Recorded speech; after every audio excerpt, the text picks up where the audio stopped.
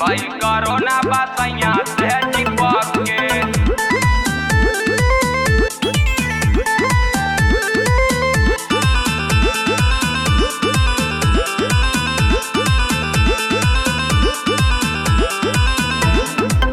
भाई कोरोना बसैया से चिपक के बढ़ता कोरोना लॉकडाउन बढ़ाई जल्दी बनाई बाबा रामदेव दवाई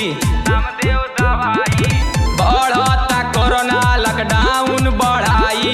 जल्दी बनाई बाबा रामदेव दवाई नहीं बनवले दवैया पक्के भइल कोरोना बसैया से चिपक के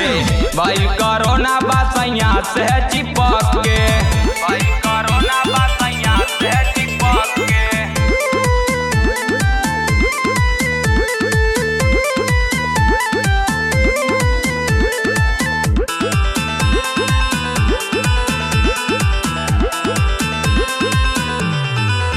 कोरोना चाइना से आइले बा हर घर देश में फैलैले बा हर घर देश में फैलैले बा कोरोना चाइना से आइले बा हर घर देश में फैलैले बा दैले बा कोरोना जे के चले लपक के भइल बा कोरोना सैया से चिपक के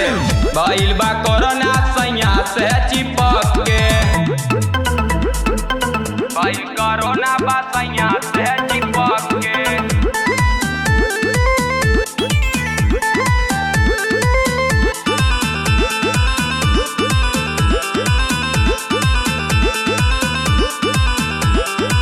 भइल कोरोना बसैया से चिपक के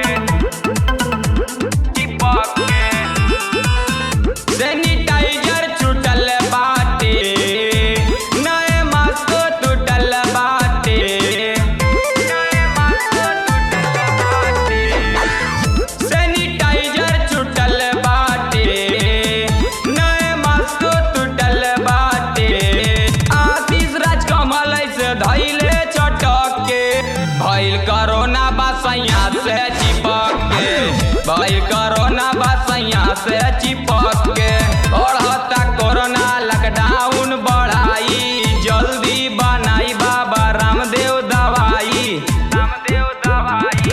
बढ़ता कोरोना लॉकडाउन बढ़ाई जल्दी बनाई बाबा रामदेव दवाई नहीं बनवले दवैया पक्के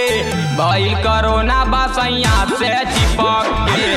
भइल कोरोना बसैया से चिपक